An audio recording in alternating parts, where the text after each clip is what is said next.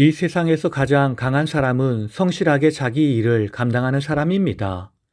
성실을 이길 수 있는 다른 힘과 능력은 없습니다.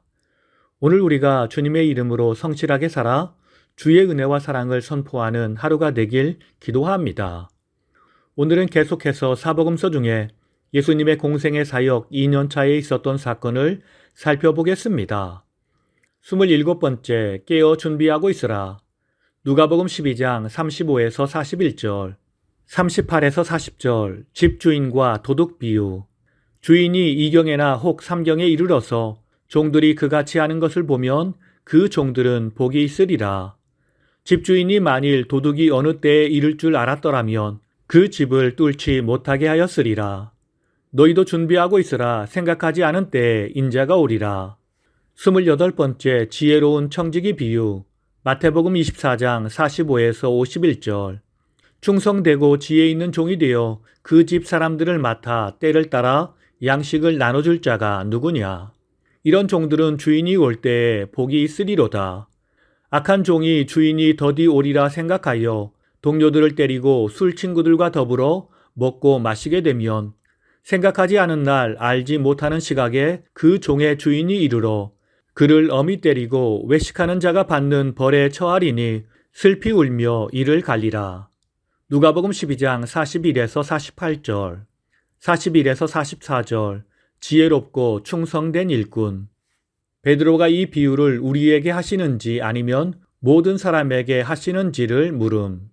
주님, 지혜 있고 진실한 청지기가 되어 주인에게 그 집 종들을 맡아 때를 따라 양식을 나누어 줄 자가 누구냐? 그 종이 그렇게 하는 것을 주인이 보면 그 종은 복이 있으리로다. 주인이 그 모든 소유를 그에게 맡기리라. 45에서 46절. 미련하고 게으른 종. 그 종이 마음에 생각하기를 주인이 더디 오리라 하여 남녀 종들을 때리며 먹고 마시고 취하게 되면 생각하지 않은 날 알지 못하는 시각에 그 주인이 이르러 엄히 때리고 신실하지 아니한 자의 받는 벌에 처하리라. 47에서 48절. 많이 맞을 종과 적게 맞을 종. 주인의 뜻을 알고도 준비하지 아니하고 그 뜻대로 행하지 아니한 종은 많이 맞을 것이요 알지 못하고 맞을 일을 행한 종은 적게 맞으리라. 물은 많이 받는 자에게는 많이 요구할 것이요 많이 맡은 자에게는 많이 달라 하리라. 29번째 회개하지 않으면 망하리라. 누가복음 13장 1에서 5절. 두어 사람이 와서 빌라도가 어떤 갈릴리 사람의 피를 그들의 제물에 섞은 일을 예수께 아뢰м. 예수님, 너희는 이 갈릴리 사람들이 이같이 해 받음으로 다른 모든 갈릴리 사람보다 죄가 더 있는 줄 아느냐. 실로암 망대가 무너져 치여 죽은 18사람이 예루살렘에 거한 다른 모든 사람보다 더 죄가 있는 줄 아느냐. 너희도 만일 회개하지 아니하면 다 이와 같이 망하리라. 30번째 열매 없는 무화과 나무 비유. 누가복음 13장 6에서 9절. 비유로 말씀하심. 한 사람이 포도원에 무화과 나무를 심었는데 그 열매를 얻지 못한지라. 포도원 지기에게 이르되 내가 3년을 와서 이 무화과 나무에서 열매를 구하되 얻지 못하니 찍어버리라. 종이 대답하여 이르되 주인이여 금년에도 그대로 두소서. 내가 두루 파고 거름을 줄이니 이후에 만일 열매가 열면 좋거니와 그렇지 않으면 찍어버리소서 하였다 하시니라. 31번째 씨 뿌리는 자의 비유. 마태복음 13장 1에서 9절, 1에서 2절 배경. 그날 예수께서 집에서 나가 바닷가에 앉으심에 큰 무리가 그에게로 모여들어 예수께서 배에 올라가 앉으시고 무리는 해변에서 예수님의 말씀을 들음. 3에서 9절 씨 뿌리는 자의 비유. 씨를 뿌리는 자가 씨를 뿌릴새 덜어는 길가에 떨어짐에 새들이 와서 먹었고 덜어는 흙이 얕은 돌밭에 떨어짐에 흙이 깊지 아니하므로 곧 싹이 나오나 해가 돋은 후에 타서 뿌리가 없으므로 말랐고 덜어는 가시떨기 위에 떨어짐에 가시가 자라서 기운을 막았고 덜어는 좋은 땅에 떨어짐에 어떤 것은 100배, 어떤 것은 60배, 어떤 것은 30배 결실하였느니라. 귀 있는 자는 들으라 하시니라. 마가복음 4장 1에서 9절. 예수께서 바닷가에서 가르치심. 내용은 마태와 같음. 누가복음 8장 4에서 8절. 각 동네 사람들이 예수께로 나와 큰 무리를 이루니 예수께서 비유로 말씀하심. 길가 밟히며 공중의 새가 먹어버렸고 바위 위 싹이 났다가 습기가 없으므로 말랐고 가시떨기 속 가시가 함께 자라서 기운을 막았고 좋은 땅 100배의 결실을 하였느니라. 이 말씀을 하시고 외치시되 들을 귀 있는 자는 들을지어다. 32번째 비유를 설명하시다. 마태복음 13장 10에서 23절, 10에서 15절. 주님이 비유로 말씀하시는 이유. 제자들이 예수께 나와 왜 비유로 말씀하시는지 이유를 물음. 예수님, 천국의 비밀을 아는 것이 너희에게는 허락되었으나 그들에게는 아니 되었느니라. 무릇 있는 자는 받아 넉넉하게 되되 없는 자는 그 있는 것도 빼앗기리라. 내가 그들에게 비유로 말하는 것은 그들이 보아도 보지 못하며 들어도 듣지 못하며 깨닫지 못함이니라. 이사야 예언. 너희가 듣기는 들어도 깨닫지 못할 것이요 보기는 보아도 알지 못하리라.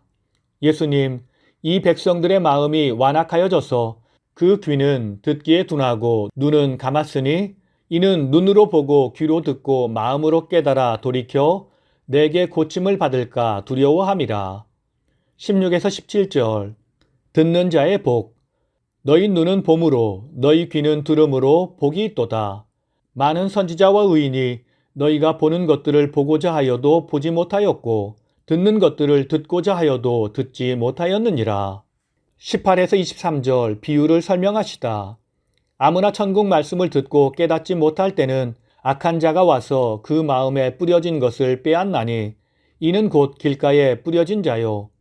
돌밭, 말씀을 듣고 즉시 기쁨으로 받되 그 속에 뿌리가 없어 잠시 견디다가 말씀으로 말미암아 환난이나 박해가 일어날 때 넘어지는 자. 가시떨기, 말씀을 들으나 세상의 염려와 재물의 유혹에 말씀이 막혀 결실하지 못하는 자. 좋은 땅, 말씀을 듣고 깨닫는 자니 100배, 60배, 30배 열매를 맺느니라. 마가복음 4장 10에서 20절. 예수께서 홀로 계실 때 제자들이 비유의 의미를 물음. 하나님 나라의 비밀은 너희에게는 주었으나 외인에게는 모든 것을 비유로 하심. 그들이 돌이켜 죄사함을 얻지 못하게 하려 함이라. 오늘 말씀을 통해 주시는 교훈은 첫째로 하나님의 영광을 얻는 길은 맡은 직분을 충실히 감당하는 것뿐입니다. 마태복음 24장 45에서 47절까지는 충성스럽고 지혜로운 종의 비유입니다. 이 세상의 모든 사람은 영광을 추구합니다. 그리고 최고의 영광은 오직 하나님만 가지고 계시므로 결국 사람이 원하는 것은 하나님 영광에 참여함으로 이루어질 수 있습니다. 그런데 사람들은 도를 깨우쳐 영원한 세계로 들어가거나 신선처럼 불사의 존재가 되겠다고 오늘 또 산속 토굴에서 수도하는가 하면 세상의 모든 권세와 영광을 차지하겠다고 부지런히 조직을 만들고 돈을 모으기도 합니다. 하지만 안타까운 일은 그 길을 찾아 들어간 사람 중에 하나님의 영광을 얻었다고 말하는 사람은 아직 한 명도 없다는 사실입니다. 우리는 이런 어리석은 자들의 길을 버리고 하나님께서 우리에게 맡겨주신 직분을 귀한 것으로 여기고 오직 겸손히 맡은 직분을 수행하는 지혜롭고도 충성스러운 자들이 되어야겠습니다. 여러분, 사도 바울은 하늘의 깊은 곳까지 보는 놀라운 은혜를 받았음에도 불구하고 다만 말로 다 할 수 없노라는 말씀과 함께 오히려 더 낮은 모습으로 충성스럽게 사명을 감당함으로써 초대교회의 큰 별이 되었습니다. 우리도 분수를 넘은 헛된 영광을 구하지 말고 오직 현재 받은 직분을 겸손히 수행함으로써 주께서 다시 오시는 그날 하나님의 보좌에 함께 앉아 그 모든 소유를 맡는 놀라운 영광에 참여하는 사람들이 되어야겠습니다. 다 함께 기도하시겠습니다. 인간의 몸을 입고 이 땅에 오셔서 맡은 자리에서 최선을 다해 하나님의 영광을 선포하신 주님. 주님께서 우리에게 요구하시는 것이 맡은 자리에서 겸손히 충성을 다하는 것임을 알고 우리가 헛된 꿈과 영광을 쫓아가지 않고 살아가게 하옵소서. 주여 우리에게 말씀을 깨닫는 은혜를 주시어 하나님의 마음을 알게 하시고 항상 우리와 동행하시는 예수님을 알고 그분과 기쁨으로 동행하는 우리 모두가 되게 하옵소서. 오늘 우리의 겸손하고 충실한 삶이 모든 사람에게 본이 되게 하옵소서.